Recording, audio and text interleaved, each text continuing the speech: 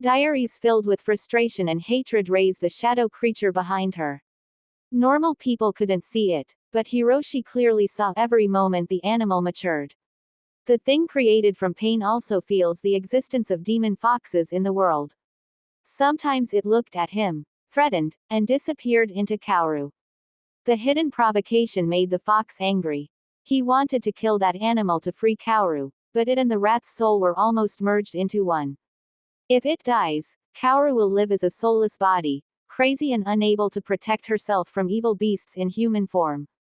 Hiroshi had no choice but to remain silent and patient. During the days of being Kaoru's invisible companion, Hiroshi suddenly understood why Kaoru chose to die in his world. There hadn't been a day when the perfect people never disengaged her. Being bored with throwing dirt and sand, they dragged her into the men's restroom, punched, and cursed. A few boys from another class happened to pass by, stop, and discuss, is she an airhead? Being beaten is worth it. Oh my god, I feel terrible. Her face was as blank as a clay statue. That thing deserved to be beaten to death. This world is not for the insensitive. Then the boys passed by, happily talked and laughed as if they had never seen anything before. They ignored Kaoru's hair being grabbed by the beasts and her head falling into the sewage tank. Not hearing the victim scream, nor seeing any tears or fear, one of them whispered into the leader's ear. The other guy strained his ears to listen. And they laughed and screamed with joy. The mastermind ran away for a while and then brought back some smelly socks and a dirty rag. Another guy quickly took out his phone to film. The leader squeezed Kaoru's mouth, forcing her to drink that dark liquid in front of the cameras of his accomplices. Kaoru used all her strength to push that guy away and ran away. The next day, the homeroom teacher called Kaoru's house, and forced her and her relatives to apologize to the person she pushed. Your child hit my child, and almost broke his arm. With such an aggressive and rude child, it wouldn't be strange for her to grow up and go to prison for murder. The mother of the son who was pushed against the wall bluntly criticized him. She called her son out. The aggressive guy who tormented Kaoru pretended to cry, was scared and hid behind his mother. The woman continued sourly. If my son's body is injured, buy medicine to treat it. What about mental trauma? School isn't a fighting ring. Will you teach your child again? If yes, then let them study. If not, then leave. This society doesn't need scum like that girl. Kaoru's mother pushed her head down and apologized. Kaoru stood motionless, stared at the boy who passed the buck to her. That boy pretended to be scared, pulled the hem of his mother's shirt, and whispered, "Let's just let it go. This girl is so fierce." The woman fiercely rolled her eyes, took a step forward, and gave Kaoru a slap. The rat demon staggered and fell right in the middle of the schoolyard. Her homeroom teacher stood next to her, silent as a clay statue.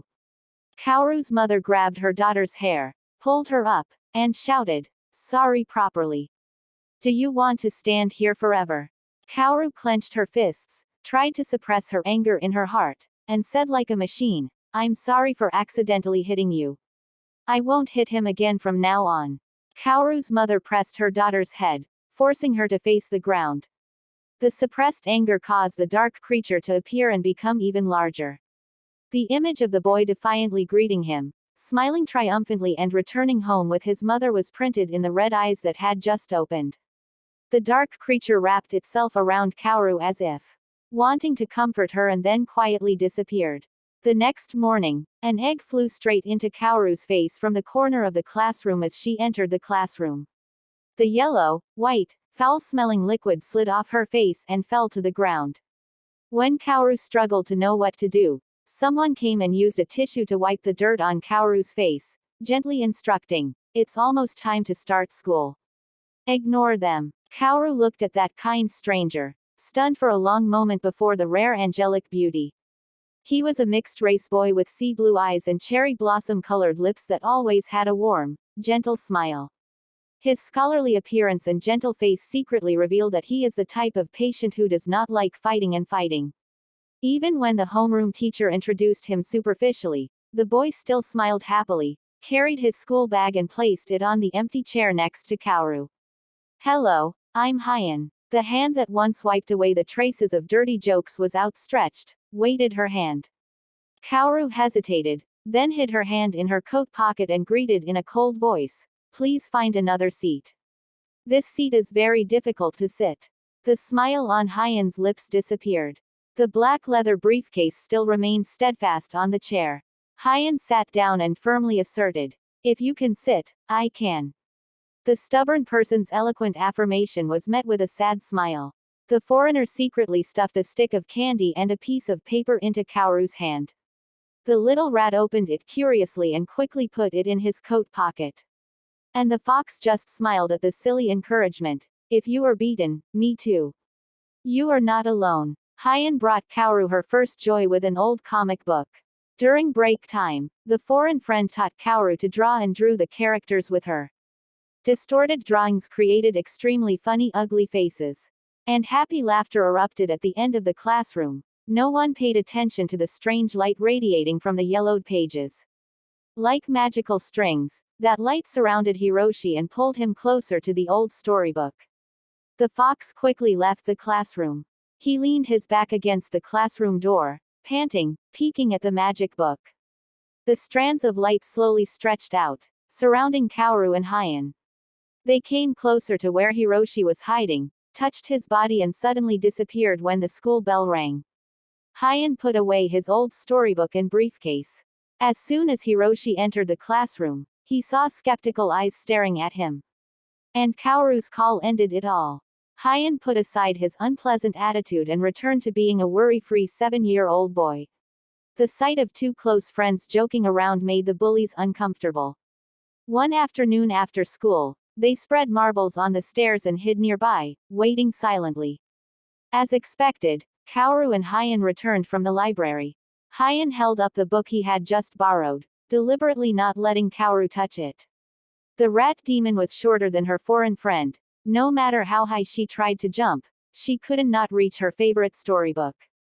Just as they reached the top of the stairs, Hiroshi appeared, shouted loudly, "Kaoru, stop joking. Find another way." Kaoru was still engrossed in playing with Hyen and did not hear Hiroshi's reminder. Triumphant smiles appeared on the bullies' faces. As soon as Kaoru stepped on the marbles, she staggered and slipped. Black smoke appeared, enveloping the demon rat's body and then disappeared when she rolled to the foot of the stairs. She struggled to stand up and then sat down in pain. The bullies burst into laughter and squealed with joy, then gathered around and tore the little rat's dress. The biggest guy stood outside, deliberately bringing his phone closer to record her scared face and bruised and bloody body. The security guard's warning siren rang out from somewhere. The bullies were startled, frightened and ran away. Hyen walked with a limp, took off his uniform jacket, tied it on the waistband of her old, tattered skirt, and helped Kaoru stand up. "I'm sorry, I'm late." Hyen lowered his voice. "Because I snatched your comic that you fell. I shouldn't have been so aggressive. It's okay if you come." Kaoru hesitated and then looked at the uniform that was worse than a rag. "My clothes are all torn. My mom will scold me no matter what. Go to my house. I have a way." Without waiting for Kaoru's decision, her foreign friend dragged the rat to the garage, took an old bicycle, and rode her through some winding roads, and stopped in front of a small house. As soon as Hyen called for his mother, a young woman came out. She cried out in pain and quickly took the two children into her house.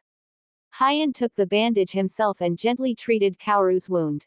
Seeing the demon rat's fear, Hyen's mother replaced her son in bandaging the young guest. She sighed and asked a confusing question. "When will they disengage my son?" "No. Kaoru and me were playing around when we accidentally fell down. Then, the school bullies rushed in and tore her uniform." The steady rounds of bandages slowly ended. The young mother opened the closet, took out a blue yukata, gave it to Kaoru, and sternly reminded her son, "Don't stare at your friend like that. If she don't dare change, how can I fix your friend's uniform?" Hyen was embarrassed for a moment then ran to the kitchen. The sound of metal hitting glassware echoed softly. When 3 glasses of hot milk were brought up, Kaoru had already changed her clothes. The young woman took a sip of milk, quickly changed the thread on the sewing needle and started work. Hyan winked and reassured his friend. My mother is very clever. No one will know your uniform was torn. You're good at flattering me. The young woman laughed. You're so strange. Kaoru hesitated. You didn't scold Hyan, nor did you scold me when you knew I made your child fall. This girl, no one blames you if it's not your fault. The young woman happily explained that without knowing that afternoon that day, Kaoru was scolded and starved by her mother for coming home late.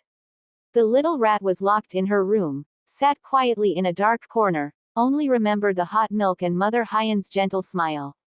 The steady sound of the clock's hands reminded each hour and minute that passed. Kaoru still sat still, then fainted because she couldn't stand the hunger. Nearly 10 o'clock at night, the solid door opened. The rat demon's mother placed the cold rice tray on the floor, grabbed the rat demon's hair, and pulled hard. As soon as Kaoru opened her eyes, she pointed at the tray and scolded, "Just pretend a little. Do you want to curse me evilly and want me to go to jail?" She pointed at Kaoru's forehead, pressed hard, making the little rat fall over, then scolded, "I'm your mother. If I went to prison, you didn't have food. Just being a little strict makes you feel dissatisfied. If I had known you like that, you wouldn't have been born." That rough hand pressed the rat's head into the cold bowl of rice. That woman gritted her teeth and threatened, "Eat it all.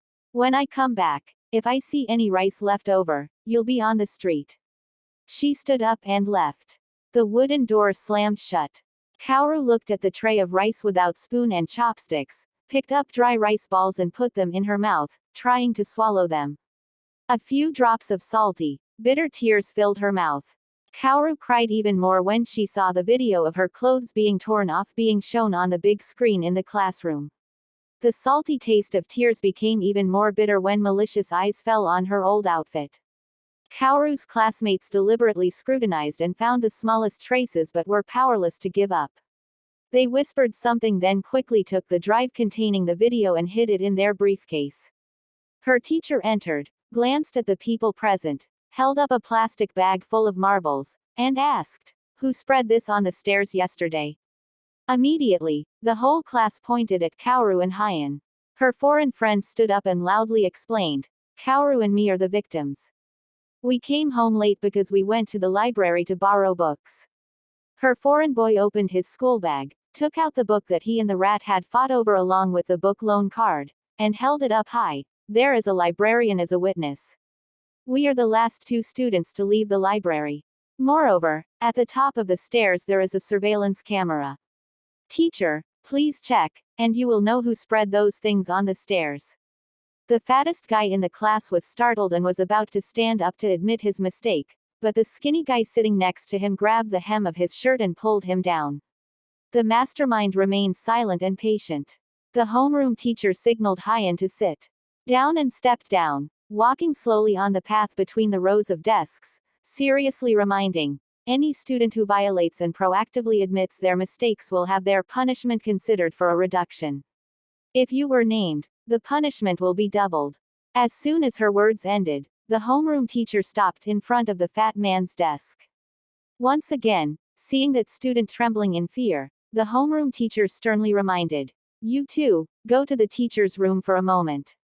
Organization, class. The bullies stood up, followed the teacher and returned with eyes full of hatred. After school, Hyan's car was in the garbage pit. While Hyan was struggling to find a way to reach the old bike, rocks and soil fell from above, covering his hair and clothes. Before the foreigner could react, he was pushed into the garbage pit. The bullies stood over the hole, laughing happily and throwing a few more trash bags. They had just unzipped their pants and were about to add wastewater into the hole when someone hit them hard on the back. The angry bullies returned. The little rat stared at them, clutched the mop, and took a step forward. The fat guy rushed forward, grabbed the broom, and pulled hard. As soon as Kaoru fell onto the broken glass, the little guy rushed in, grabbed Kaoru's hand with one hand, and used a plastic rope to tie the rat's hand to the broom with the other. The bullies grabbed the other end and dragged it until the rat's entire body was covered in blood. When Kaoru was about to faint from pain, the security guard's warning siren rang out loudly. The security guard ran over and the bullies quickly fled. Hyan took Kaoru home again, but this time, his mother was away. Kaoru's savior went to deliver clothes in the suburbs and did not return until late in the evening. Hyan didn't know how to mend clothes. He just bandaged Kaoru and admitted his mistake. I'm sorry. I can't help you. Kaoru stood up, smiling resignedly. It's my fault. I'm used to it. Returning home with ragged, blood-stained clothes, the first thing Kaoru received was a scolding. You ill-mannered trash. Look at yourself. Do you look like a human? The little rat pursed her lips, remained silent for a long time, then admitted, I was beaten. The response was the harsh sound of whips and accusations. You created a chance for them. If you don't cause trouble, who will beat you? You only make me feel ashamed. Your existence is a mistake. You bastard. You're uneducated. You're unfilial. With every word spoken, the bamboo whip would hit hard. The sharp sound of the whip made people nearby look at it with embarrassment. The whispers and judgmental look made the woman even angrier. The screams of apology were overwhelmed by the sound of the whip and then died out. On the field there was only a 7-year-old child silently enduring the pain. When the unpleasant sounds ended, the brutal woman brought the whip into the house. Kaoru silently dragged along little by little. The dark creature quietly followed. Kaoru's eyes filled with blood threads looked towards the cruel woman.